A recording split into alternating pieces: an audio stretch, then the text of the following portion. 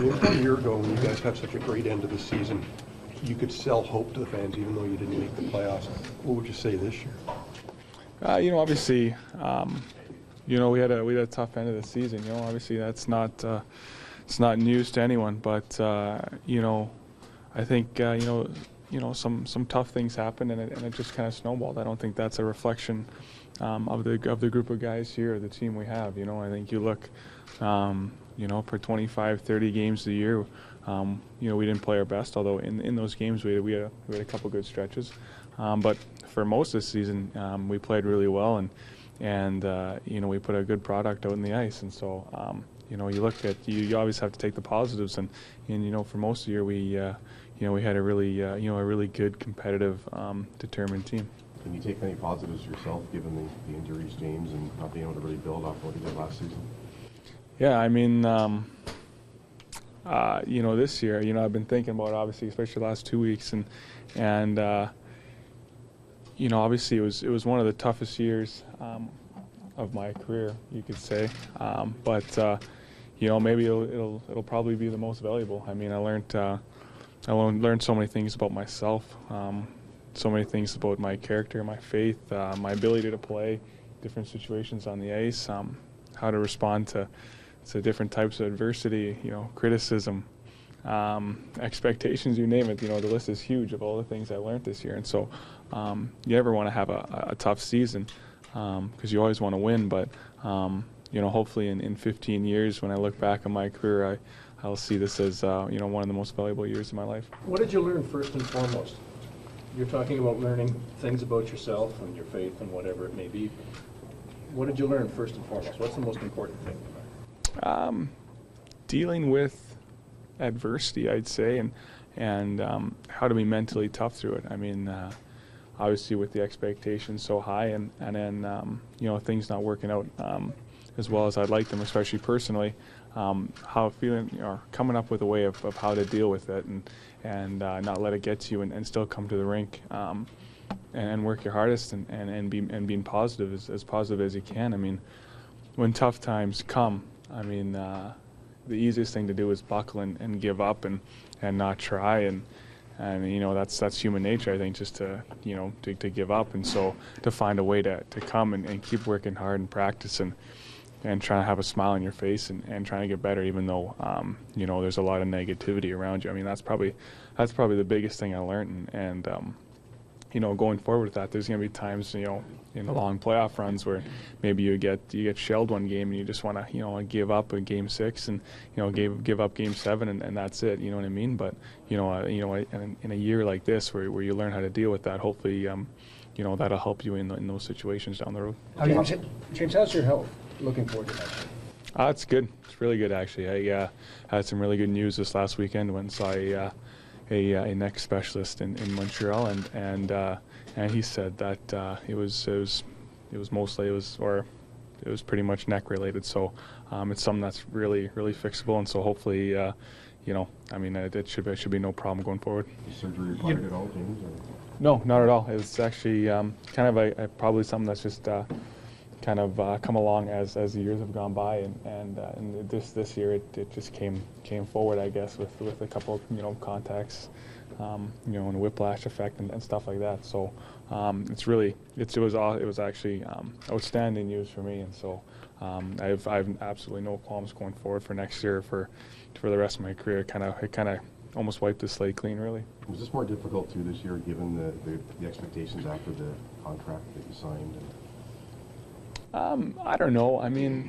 Like I said at the start of the year, the expectations I had for myself were the biggest ones. To my teammates and then to the fans and to management and stuff like that. But no expectations that were put on me to do this or be this kind of a goalie. It's I try not to think about that.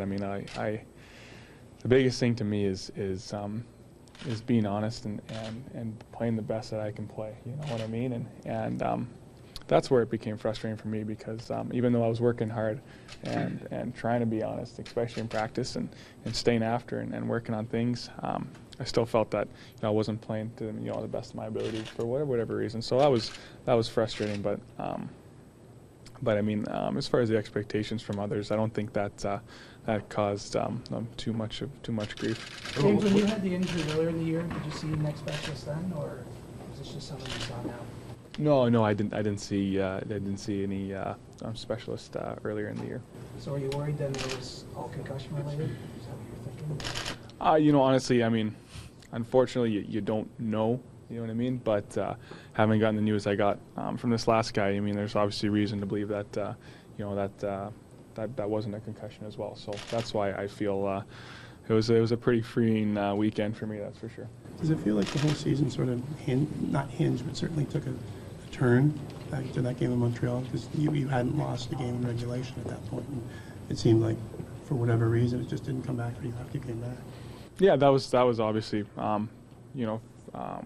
A turning point in the season. Obviously, I mean, we had a great start personally, and as more importantly as a team. And you know, once I came back from the injury, it just you know, it didn't quite wasn't quite on my game. You know what I mean? For whatever reason, just you know, wasn't as sharp as I would have liked to be. And so you know, when your goalie isn't as sharp as he can be, then you know, often things don't go as well as you'd like for the whole team. I mean, obviously we're in a position where we can you know, have a huge outcome on the game, and so that's, you know, it was a huge turning point, I guess. But having said that, I mean, there's plenty of games left for me to find it consistently. In retrospect, do you think you came back too soon from that?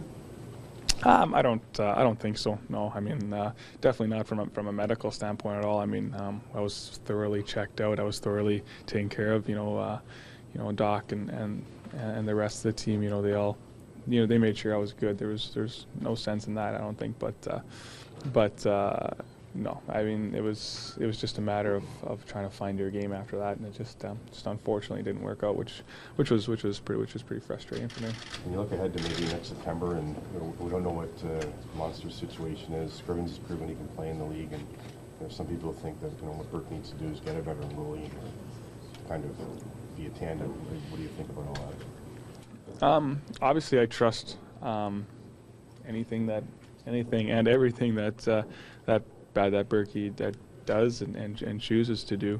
I mean, obviously there's pros and cons to whatever situation. You know what I mean? When we looked at the situation this year with me and Monster, two younger goalies with a little less experience but a lot of determination. You know, there's pros to that and there's cons to that as well. And so same goes for an older goalie. So you know, obviously.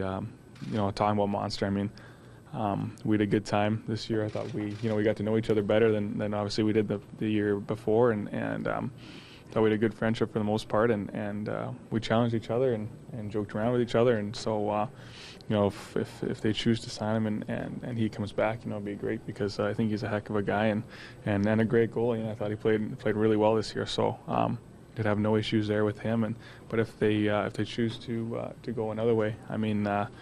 You know, obviously, I'll deal with that situation and you know, try to make the best of it. You know, whatever they choose, whatever type of goalie they want to bring in, if it's not Mons. But you know, what it comes down to is, you know, when we come to camp next year, I'm gonna, you know, whatever the expectations may be on me, you know, I'm gonna try and go out there and have some fun and just play as hard as I can and prove that I can still be a starter. We talked to some former players who suggested that this team has to have a number one goaltender. That has to be clearly defined, because it makes a big difference even in the rest of the players' minds. Do you see it that way? Yeah, I mean, I think it helps. I mean, with that, I mean, you look at some of the teams around the league. You look at St. Louis with Halak and Elliott, and I'm not quite sure if there's a clear starter there, but you know, both goalies, you know, play extremely well, and so it's you know, it makes it easy, and there's a couple other instances too. I mean, you look in Vancouver. I mean, Luongo's obviously, you know, he's played more games, but both are great goalies and both can get the job done. And so you know, it's a number one helps, but if you have two good goalies, I mean, I don't think it's a too much of a hindrance at all. But if you have a stable number one, I think it does add stability. So that is, you know, it's something that I want to be. It's something that you know, I hope to be this year, and going forward next year. I mean, obviously, not having the success I wanted, I mean, it gives me motivation to try and be that guy, you know, next year and years going forward.